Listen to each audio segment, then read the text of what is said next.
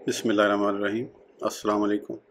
इस वीडियो में हम किताब इहया उल उलूम जिल्द नंबर 2 यानी बुक नंबर 2 को आगे कंटिन्यू करेंगे। उससे पहले अगर आपने सब्सक्राइब नहीं किया तो सब्सक्राइब कर लें और बेल आइकन प्रेस कर दें। तो शुरू करते हैं।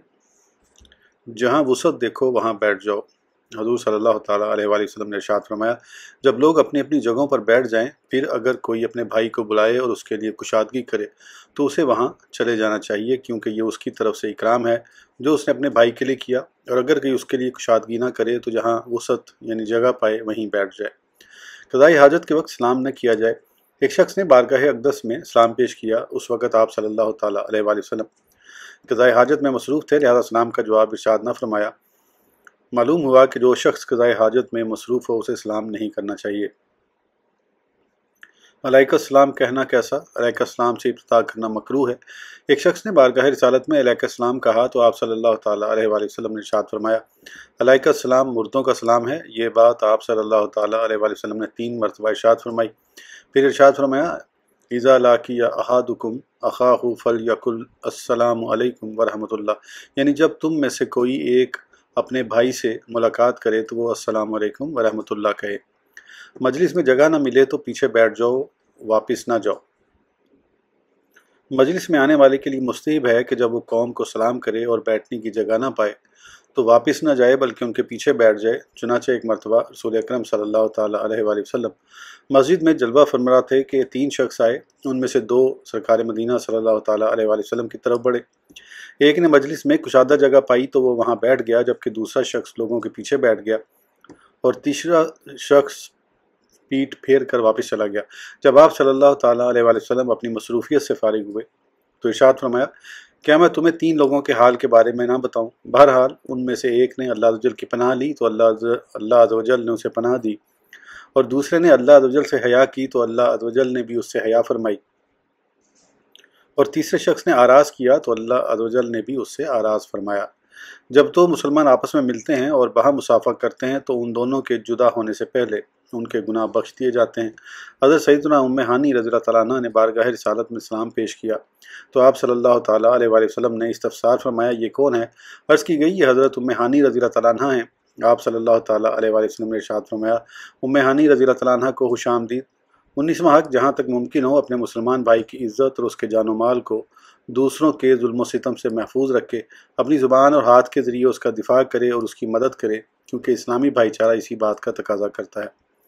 मुसलमान भाई की इज़्ज़त की हिफाजत के मुतालिक 5 फ़रामीन मुस्तफ़ा। एक शख्स ने रसूलुल्लाह सल्लल्लाहु ताला अलैहि वसल्लम की मौजूदगी में दूसरे शख्स को तकलीफ़ पहुँचाई, यानी उसे बुरा भला कहा तो दूसरे शख्स ने उसका दिफा किया।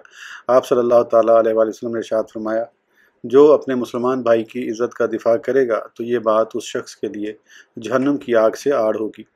जो अपने मुसलमान भाई की इज़्ज़त का दिफा करेगा, अल्लाह अज़्ज़वजल के ज़िम्मा करम पर हक़ है कि वह क़यामत के दिन उसे जहन्नुम की आग से बचाए। जिसके पास उसके मुसलमान भाई का बुरा जिक्र हो, इस हाल में कि वो उसकी मदद करने की ताकत रखता हो, मगर उसने अपने भाई की मदद ना की, तो अल्लाह अज़्ज़वजल उस शख्स को दुनिया व आखिरत में ज़लील करेगा। और जिसके पास उसके मुसलमान भाई का बुरा जिक्र हुआ और उसने अपने भाई की मदद की तो अल्लाह अज़्ज़वजल दुनिया व आखिरत में उसकी मदद फरमाएगा। जिसने दुनिया में अपने मुसलमान भाई की इज़्ज़त की हिफाजत की तो अल्लाह अज़्ज़वजल क़यामत के दिन एक फ़रिश्ता भेजेगा जो जहन्नुम की आग से उसकी हिफाजत करेगा। जो किसी मुसलमान की ऐसी मदद करे जहाँ उसकी इज़्ज़त को पामाल और हुर्मत को हलाल समझा जा रहा होगा तो अल्लाह अज़्ज़वजल उस शख्स की ऐसी जगह मदद फरमाएगा जिस जगह मदद मिलना उसे पसंद होगा। और जो किसी मुसलमान को ऐसी जगह बेयारो मददगार छोड़ेगा जहाँ उसकी आबरू रेज़ी की जा रही होगी तो अल्लाह अज़्ज़वजल उस शख्स को ऐसी जगह तनहा छोड़ेगा जहाँ उसे मदद मिलना महबूब होगा। 20वां हक़, मुसलमान की छींक का जवाब दे। छींकने के मुतल्लिक़ 10 रिवायात। छींकने वाला अल्हम्दुलिल्लाह अला कुल्li हाल कहे, और जो शख्स सुने वो यरहमुकुमुल्लाह कहे, और उस पर छींकने वाला यहदीकुमुल्लाहु व युस्लिहु बालकुम कहे। हज़रत सैयदना अब्दुल्ला बिन मसूद रज़ियल्लाहु ताला अन्हु बयान करते हैं कि रसूलुल्लाह सल्लल्लाहु ताला अलैहि वसल्लम हम सबको सिखाया करते थे कि जब तुम में से किसी को छींक आए तो वो अल्हम्दुलिल्लाहि रब्बिल आलमीन कहे। जब वो ये कह चुके तो जो उसके पास मौजूद है वो यरहमुकुल्लाह कहे, और जब वो ये कह ले तो छींकने वाला यग़फ़िरुल्लाह ली व लकुम कहे। एक मरतबा हज़ूर सल्लल्लाहु ताला अलैहि वसल्लम ने एक छींकने वाले को जवाब इरशाद फरमाया और दूसरे को नहीं। दूसरे ने उसकी वजह पूछी तो आप सल्लल्लाहु ताला अलैहि वसल्लम ने इरशाद फरमाया, वो छींकने के बाद अल्लाह अज़्ज़वजल की हम्द बजा लाया, जबकि तुम छींकने के बाद खामोश रहे। مسلمان کی چھینک کا جواب 3 بار دیا جائے، اگر اس سے زیادہ مرتبہ چھینکے تو جواب نہ دو کہ یہ زکام ہے۔ حضور صلی اللہ تعالیٰ علیہ وسلم نے ایک چھینکنے والے کو 3 بار جواب ارشاد فرمایا۔ جب وہ چوتھی بار چھینکا تو آپ صلی اللہ تعالیٰ علیہ وسلم نے ارشاد فرمایا تجھے زکام ہے۔ حضور صلی اللہ تعالیٰ علیہ وسلم جب چھینکتے تو اپنی آواز کو پست رکھتے اور اپنے ہاتھ یا کپڑے سے منہ کو چھپا لیتے۔ ایک روایت میں ہے کہ اپنے چہرے کو ڈھانپ لیتے۔ حضرت سیدنا ابو موسیٰ اشعری رضی اللہ تعالیٰ عنہ بیان کرتے ہیں کہ یہود حضور صلی اللہ تعالیٰ علیہ وسلم کی موجودگی میں اس امید پر چھینکتے کہ آپ صلی اللہ تعالیٰ علیہ وسلم ان کی چھینک سن کر یرحمکم اللہ کہیں، مگر آپ صلی اللہ تعالیٰ علیہ وسلم ان کی چھینک سن کر یہدیکم اللہ ارشاد فرماتے۔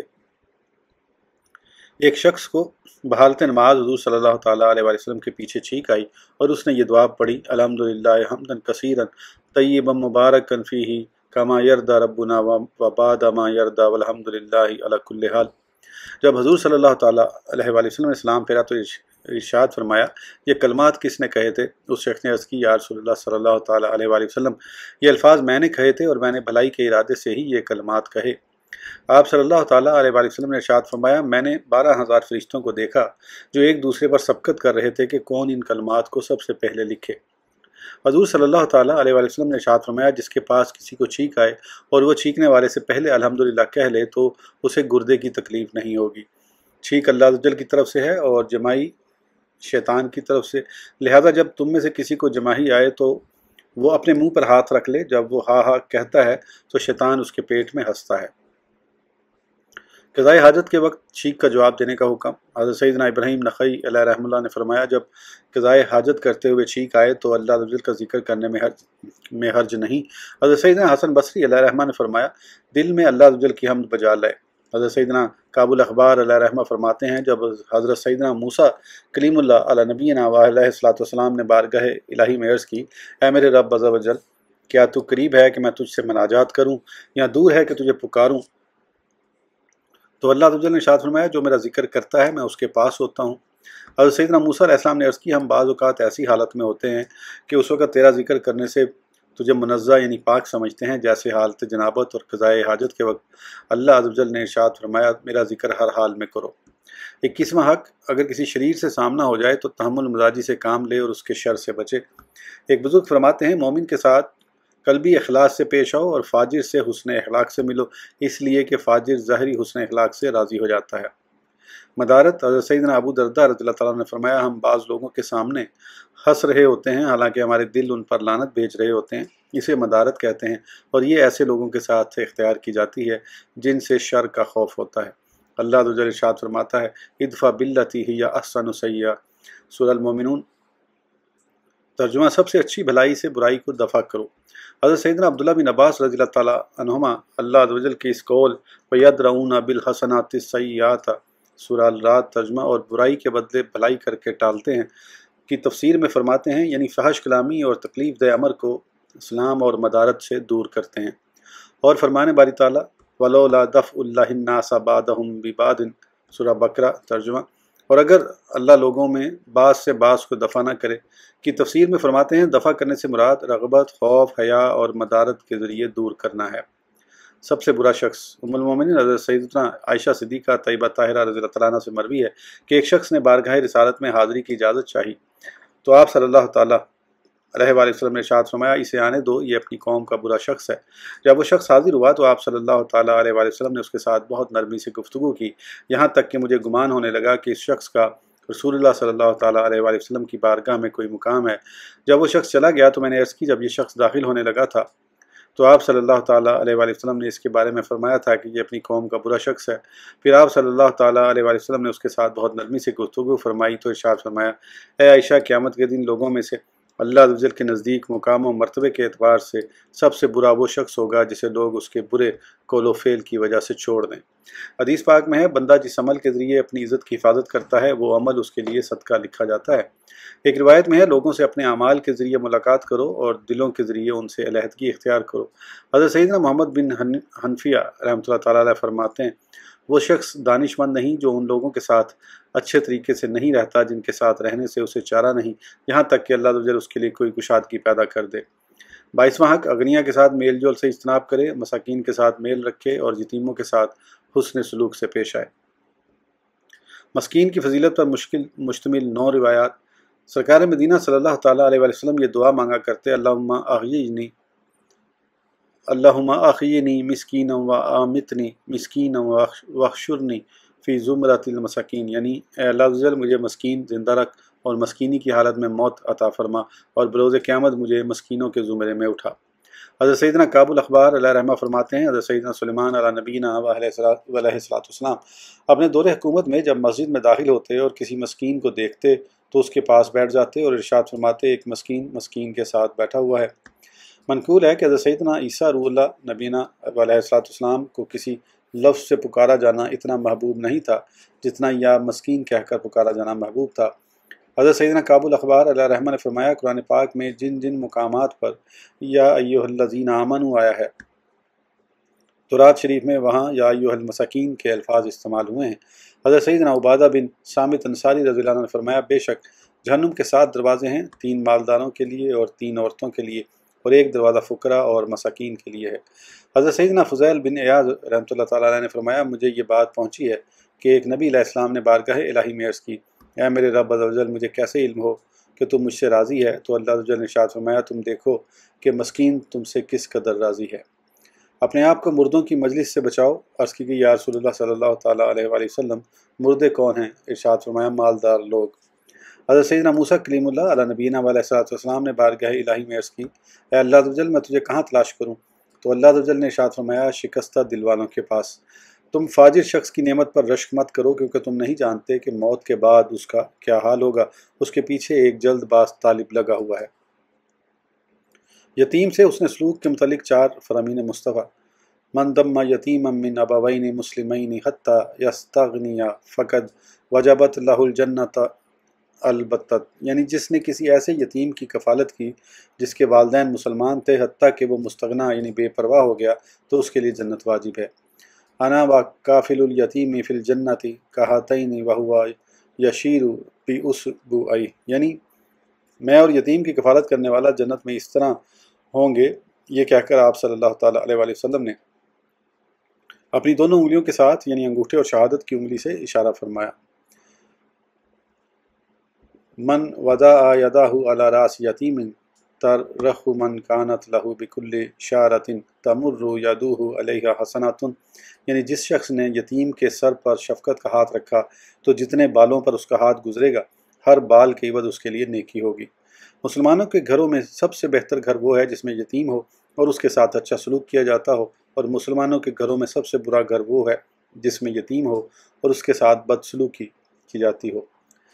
23واں حق: ہر مسلمان کے ساتھ خیر خواہی کرے اور اس کے دل میں خوشی داخل کرنے کی کوشش کرے۔ مسلمان کی خیر خواہی اور حاجت روائی کے متعلق 12 فرامین مصطفیٰ: المؤمن یحب للمؤمن ما یحب لنفسہ، یعنی مومن دوسرے مومن کے لیے وہی پسند کرتا ہے جو اپنے لیے پسند کرتا ہے۔ لا یؤمن احدکم حتی یحب لاخیہ ما یحب لنفسہ، یعنی تم میں سے کوئی اس وقت تک مومن نہیں ہو سکتا جب تک اپنے بھائی کے لیے وہ پسند نہ کرے جو وہ اپنے لیے پسند کرتا ہے۔ ان احدکم مرآۃ اخیہ فاذا رأى فیہ شیئا فلیمتہ عنہ، یعنی تم میں سے ہر ایک اپنے بھائی کے لیے آئینہ ہے، تو جب اس میں کوئی ناپسندیدہ چیز دیکھے تو چاہیے کہ اسے مٹا دے۔ من قضى حاجۃ لاخیہ فکأنما خادم اللہ عمرہ، یعنی جس نے اپنے بھائی کی کسی حاجت کو پورا کیا تو گویا اس نے عمر بھر اللہ عز و جل کی اطاعت کی۔ من اقر عین مؤمن اقر اللہ عینہ یوم القیامہ، یعنی جس نے کسی مومن کی آنکھ ٹھنڈی کی تو اللہ عز و جل قیامت کے دن اس کی آنکھ ٹھنڈی کرے گا۔ جو شخص اپنے بھائی کی حاجت کو پورا کرنے کے لیے دن یا رات میں سے ایک گھڑی بھی چلے، خواہ وہ حاجت کو پورا کر سکے یا نہ، اس کا یہ عمل اس کے لیے 2 ماہ کے اعتکاف سے بہتر ہے۔ من فرج من مومن مغموم او آنا مظلوما غفر اللہ لہ 73 مغفرۃ، یعنی جس نے کسی غمزدہ مومن کی مشکل دور کی یا کسی مظلوم کی مدد کی تو اللہ عز و جل اس شخص کے لیے 73 یعنی 73 مغفرتیں لکھ دیتا ہے۔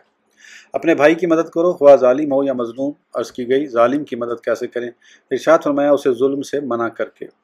اللہ عز و جل کے پسندیدہ اعمال میں سے مومن کے دل میں خوشی داخل کرنا، یا اس سے غم دور کرنا، یا اس کا قرض ادا کرنا، یا بھوک میں اسے کھانا کھلانا ہے۔ جس نے کسی مومن کو موذی منافق سے بچایا تو اللہ عز و جل قیامت کے دن ایک فرشتے کو اس کی طرف بھیجے گا جو اس کے گوشت کو جہنم کی آگ سے بچائے گا۔ 2 خصلتیں ایسی ہیں کہ ان سے بڑھ کر کوئی شر نہیں۔ نمبر 1 اللہ عز و جل کے ساتھ شریک ٹھہرانا، اور نمبر 2 اللہ عز و جل کے بندوں کو نقصان پہنچانا۔ دو خصلتیں ایسی ہیں کہ ان سے بڑھ کر کوئی خیر نہیں۔